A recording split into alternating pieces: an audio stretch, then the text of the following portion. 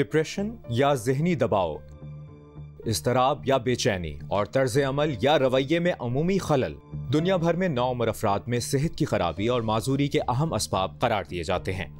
इन जहनी कैफियत की वजह से कहा जाता है कि नौउम्र अफराद खुद को नुकसान पहुंचाने वाली आदत में मुब्तला हो सकते हैं। तहकीक के मुताबिक आलमी सतह पर खुदकुशी 15 से 29 साल तक की उम्र के अफराद के लिए मौत का चौथा बड़ा सबब बन गई है। मुहताज शवाहिद की रोशनी में माहिरीन का खदशा है कि पाकिस्तान में भी खुदकुशी 30 साल से कम उम्र नौजवानों के लिए मौत की सबसे बड़ी वजह हो सकती है। अंडर 30 से कम उम्र बच्चों में या यंग अडल्ट्स में मौत की one of the biggest reasons, अगर सबसे बड़ी वजह नहीं भी हो, लेकिन एक बड़ी वजह जो है वो खुदकुशी है। लेकिन आमतौर पर अदम आगही और अनगिनत फरसूदा रिवायात के सबब ऐसे वाक़यात पर तहकीक और इन्हें रिपोर्ट करने का रिवाज यहाँ कमोबेश नापैद है। ज़रूरी है कि इस टैबू को तोड़ा जाए और उनको सुना जाए, नौजवानों को सुना जाए कि भाई अगर उनके साथ कोई मसला है तो उसका इलाज किया जाए। सेंस ऑफ एंजाइटी कह लें, जिसके बाद वो इस पॉइंट पर आ जाता है कि या इस तरह की चीज़ें वो दूसरों से शेयर नहीं कर पा रहा था ऑटोमेटिकली। कंट्री की इकनॉमी है वो आप डिपेंड ही करती है आपकी यूथ के ऊपर, तो अगर वो मेंटली डिस्टर्ब होंगे तो आप अपनी इकनॉमी को कैसे स्टैंड कर सकते हो। कुछ अरसा कबल पाकिस्तान भर में किए गए एक वसी सर्वे के दौरान नौजवानों से इनकी 3 अव्वलीन तरजीहात से मुतालिक सवाल भी किया गया। लगभग 1 लाख नौजवानों ने इस सवाल के जवाब में तालीम, रोजगार और जहनी सेहत को अहम तरीन तरजीह करार दिया। इकोनॉमिक स्पेक्ट्रम से inflation is the highest point, unemployment is very high, तो ऑब्वियसली मेंटल चैलेंजेस होंगे। नौजवानों ने कह दिया कि जो 3 बड़ी चीज़ें हैं वो चाह रहे हैं कि गवर्नमेंट्स या पॉलिसी लेवल पे उन पे तवज्जो दी जाए। वो एक एजुकेशन है, एक एम्प्लॉयमेंट है, रोज़गार है और तीसरा मेंटल हेल्थ है। पाकिस्तान के खास हालात में एक जानिब मयारी तालीम का फुकदान, बेहतर रोजगार की अदम दस्तयाबी, बढ़ते हुए जराइम और आबादी में बेरब्त इजाफा, और दूसरी जानिब बेहतर इलाज मुआलजे, दादरसी और उम्मीद अफजा निशानियों की मुस्तकिल कमी नौजवानों में जहनी दबाव के बुनियादी असबाब हैं। और मेरे ख्याल है अब उनकी एक्सपेक्टेशन भी बढ़ गई हैं, ये भी बढ़ गया कि अब वो आगे जाके और चीज़ें करेंगे, और उनके लिए ये सारी चीज़ों से डील करना, एडजस्ट करना तो दूर की बात है, समझना, इनको संभालना, फिर बाद में एडजस्ट करना, ये ज़्यादा मुश्किल होता जा रहा है। लेकिन शायद ये मामला अब इतना सादा नहीं। इन जहनी कैफियत का पस मंजर सरपरस्ती के दखियानूसी अंदाज और 2 नस्लों के दरमियान बढ़ते हुए नफ्सियाती फ़र्क से भी जुड़ा हुआ है। मुतवस्सित तबके से ताल्लुक़ रखने वाले ख़ानदानों में लाइफस्टाइल और बेहंगम मुआशी दौर से जुड़े मसाइल भी तवज्जो तलब हैं।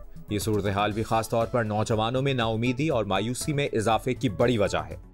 मुल्क के तालीमी निसाब में नफ्सियाती नशोनुमा से मुतालिक आगही कमोबेश मुकम्मल तौर पर नापैद है। ये सूरत हाल तरबियत के इब्तदाई मराहिल में ही नौजवानों में आगे बढ़ने की सलाहियत पर बुरी तरह असरअंदाज होती है। लिहाजा नौजवानों में जल्द सीखने, फौरी अमल करने, नामुवाफिक हालात पर काबू पाने और फैसला साजी की अहलियत महदूद होकर रह जाती है, और फिर यही कैफियत उनकी आइंदा की जिंदगी और करियर पर मनफी असरात मुरतब करती हैं। There are no shortcuts. You have to work hard. You will get to a certain point. लेकिन हमारी सोसाइटी बहुत ही फास्ट पेस तक पहुंच गई है। They are constantly thinking अगर आपको जॉब नहीं मिला मतलब आप नाकाम हैं, आप नाकारा हैं। फेलियर्स अगर हुए हैं तो उनको किस तरीके से हमने काबू पाना है, किस तरीके से फेलियर्स को से कुछ सीख के आगे बढ़ना है, दूसरी चीज़ें करनी है। सितम यह कि मुल्क भर में एक जानिब नफ्सियाती मसाइल से 2-4 नौजवानों के लिए रहनुमाई और मुशावरत का कोई काबिल जिक्र इंतजाम नहीं, और दूसरी जानिब इन मामलात में पढ़े लिखे हल्कों में भी आगही का फुकदान पाया जाता है। हालांकि एक तहकीक के मुताबिक मुल्क में 15 से 20% स्कूल जाने वाले बच्चे और नौउम्र अफराद मिजाज में उमूमी खलल का शिकार हैं और इन्हें फौरी तवज्जो की ज़रूरत है। हमारे ऑलरेडी 15 से 20% बच्चे जो हैं, और ये मैं कंजर्वेटिव एस्टिमेट्स बता रही हूँ, इस वक्त किसी न किसी जहनी दबाव का शिकार हैं। ऊपर से कोविड के बाद ओवरऑल पॉपुलेशन में 25% एंजाइटी और डिप्रेशन का इंक्रीज़ हुआ है, स्पेशली यंग लोगों में। इट्स नॉट ऑल ब्लैक और वाइट, लेकिन it's a fake digital age जिसमें हम दिखा रहे हैं दूसरों को सिर्फ अपनी सक्सेसेस, उसमें अपनी काविशें नहीं दिखा पा रहे, उसमें अपनी फेलियर्स हम नहीं दिखा पा रहे। बहुत सारे नौजवान इन चीज़ों का फ़ायदा भी उठा रहे हैं। वो ये देख रहे हैं कि अच्छा मौके मिल गए, हम बहुत सारी चीज़ें और भी कर सकते हैं, तो उसको भी वो आगे लेके जा रहे हैं। तो मेरे ख्याल है कि दोनों चीज़ें चलनी। जहनी सेहत से मुतालिक मसाइल का शिकार बच्चों की 90% आबादी पाकिस्तान समेत कम आमदनी वाले पसमानदा ममालिक में बसती है। पाकिस्तान में ऐसी सूरत हाल से निमटने के लिए मुआलिजीन की तादाद तशवीशनाक हद तक कम है। मुल्क की नौउम्र और नौजवान आबादी की जहनी और नफ्सियाती फलाह के लिए एक इंतहाई मरबूत पॉलिसी के बगैर मसाइल का हल मुमकिन नहीं।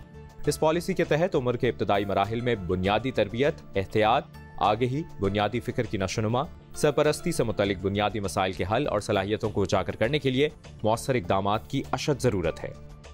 मेरे ख्याल है अभी तो सिर्फ 76 साल खोए हैं, मुझे लगता है काफ़ी और साल भी खोएंगे।